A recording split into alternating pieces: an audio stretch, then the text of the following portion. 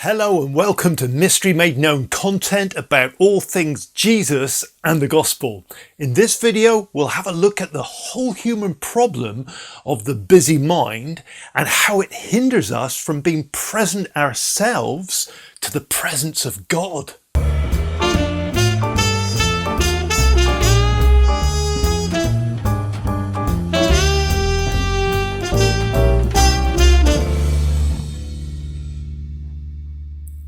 If you were to choose one phrase to describe our culture, I wonder what you'd say.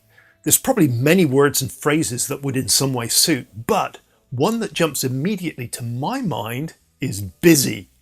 We live in a very busy culture.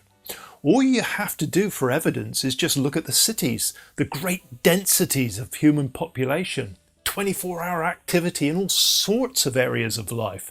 Transport and commerce, entertainment, recreation, hospitality.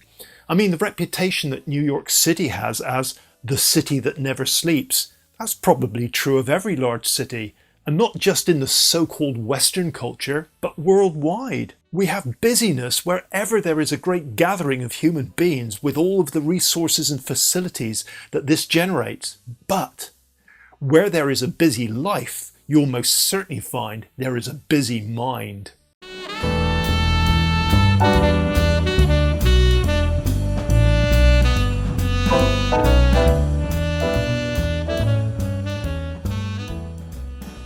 Of course, busyness is not in itself a bad thing. Nothing would get done without human activity. We wouldn't be able to enjoy the improvements that progress provides or the help in times of crisis that human ingenuity and effort achieves. But unregulated busyness can be as destructive as constructive. It can burn a person out, and I'm not just talking about physical activity. The busy mind is just as much a threat to human well-being as too much physical activity. We know that true human health and well-being involves the mind as well as the body. And I'd say we need to add spiritual health into the mix as well. All three are inextricably linked.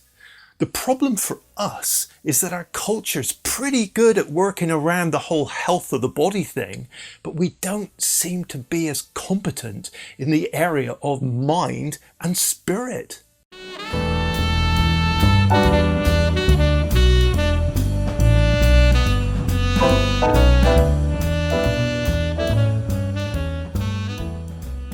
One verse in the Bible kicks us off in the right direction here.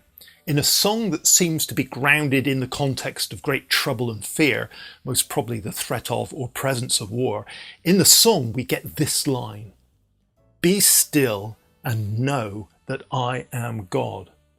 The whole of the song, which is Psalm 46, seems to be leading up to this line, up to this moment that brings the listener up short, maybe even rebukes the listener into stillness and silence.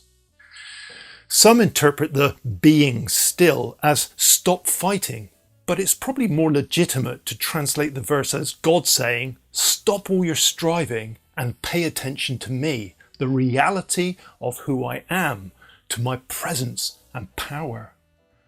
The whole of the psalm is the songwriter speaking, but here, alone in the whole of the psalm, it is God's voice. This seems to be the same sort of situation we find in the book of Job, when after all of Job's debating about God with his mates, God finally turns up, and all Job can do is put his hand over his mouth and become silent, realizing that his perspective on his circumstances and everything actually were way off the mark. He became present and aware of God's presence, and this changed his view on everything. He was literally shocked into being present to the living God's presence.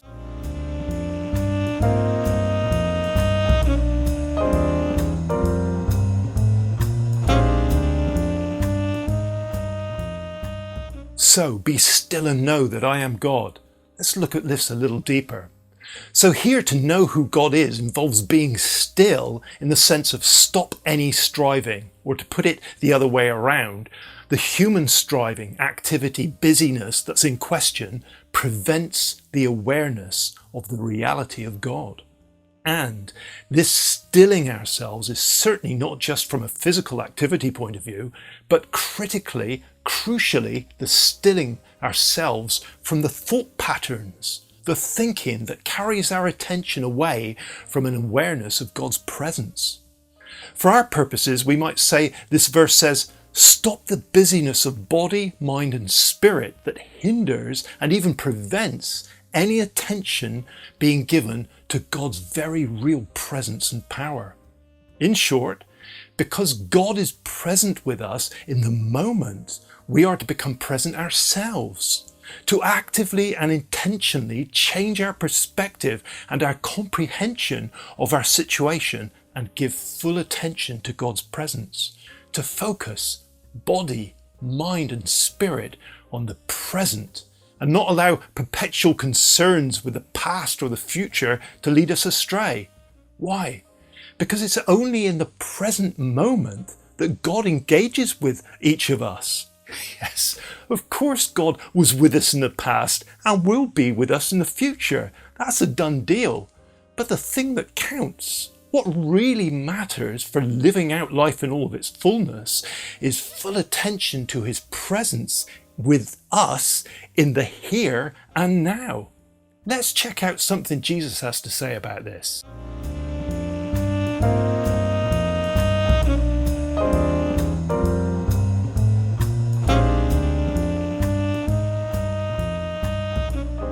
Jesus teaches the same point, this biblical reality, from a slightly different angle. In what is known as the Sermon on the Mount in Matthew chapter 6, Jesus tells people not to worry about the future of their life in terms of getting food and clothing. He points to the natural world as evidence of God's timely provision for his creatures. Jesus then points out that fretting over the future is a common, if not normal, human condition. In contrast, Jesus says this, "But seek first God's kingdom and his righteousness, and all these things will be given to you as well. Therefore, do not worry about tomorrow, for tomorrow will worry about itself. Each day has enough trouble of its own." So, Jesus clearly teaches that the priority each day is to first give attention to God, his kingdom, presence and goodness. Jesus says that this will ensure everything else goes as it should.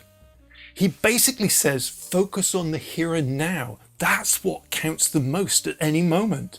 That is where you will find God the Father and all you need will follow. Now, Jesus is not saying don't give any thought at all to the past or to the future. Elsewhere, he clearly talks about remembering and learning from the past and strongly warns for the need to prepare for the future, but not at any expense to full attention to the present. And so he reveals one of our greatest hindrances to comprehending and experiencing the life that Jesus has made available. The hindrance is absence instead of presence. Though we might be physically present to God, we are often mentally and so spiritually absent. So let's unpack this a little more.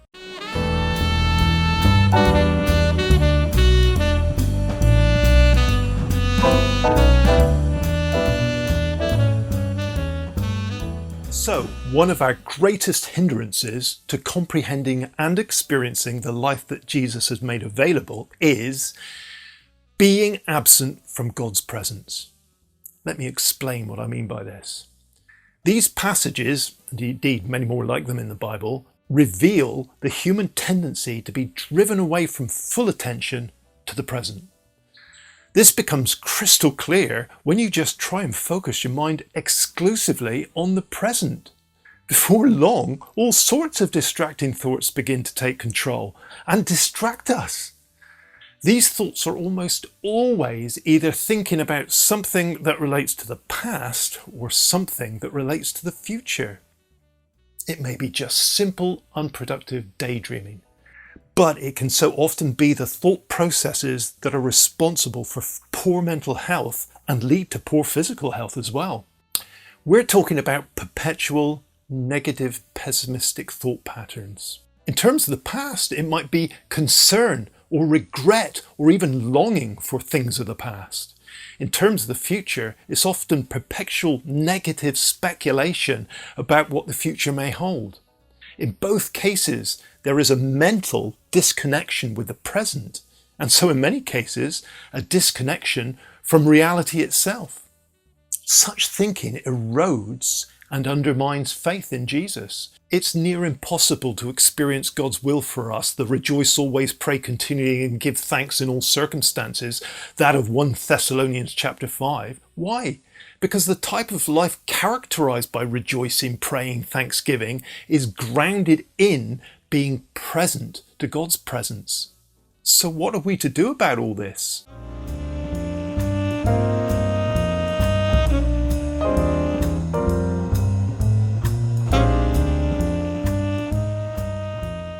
So, how do we become present to the moment? How do we answer this gospel call to be present? Well, it requires a new way of navigating through the day, a new way that may require considerable practice. It's the transformation the Apostle Paul talks about through the renewal of the mind, the transformation that then discerns God's will and way for us. And we're all capable of it. This alertness to the present, well, it's a bit like what we experience when the door slams or we hear a glass being dropped off in the distance somewhere. You know, those things that shock us into the present, moments that capture our full attention, even kicking in our fight or flight reflex. This is the life of attention Jesus modelled when he said he was doing only what he saw the Father doing. This implies Jesus scanning his situation, surveying his circumstances, seeking and sensing God's presence and guidance.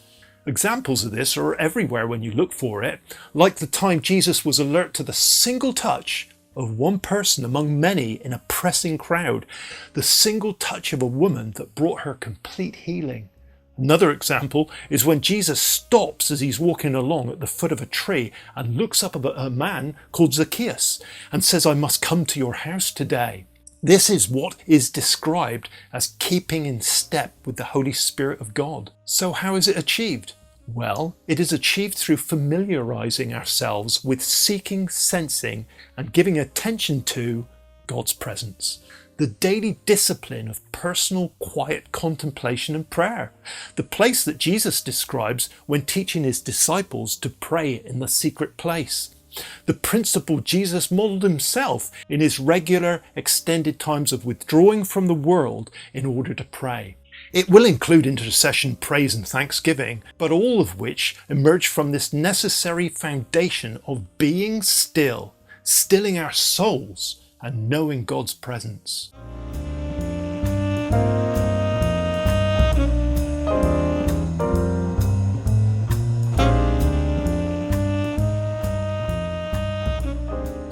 This is a massive issue, and sadly we live in a culture that doesn't really help us much at all. Even our Christian traditions tend to favour a lot of busyness and activity over stillness. In fact, I suggest being present was never needed more than now in a culture that is facing ever-growing issues of mental health and well-being. This could be the simplest and most powerful way to witness to the reality of Jesus in our time, by simply becoming competent in being present to the presence of God and letting the life this produces show everybody around us the reality of Jesus in us. As I've said before, if the way we practice our faith in Jesus doesn't produce the character and life of Jesus in us, we need to change the way we do things so that it does. And I think that all begins with taming our busy minds. The wonderful news is that if we're serious about this, you and I can achieve it. It is the will of the Father, the Son and the Holy Spirit to dwell within us, and provision has been made. This reality is entirely possible for you and me. So I pray that you will find and establish the time to develop your own awareness of how your thought processes work. I pray that through the power of the Holy Spirit you will be able to tame your busy mind. I pray that on a daily basis you will become more and more aware of the presence of God in and around you. that you will not only first seek his kingdom and righteousness, but that you will find it and live life within it. I pray that you will indeed become still and know that he is God. I pray that you will be able to be present.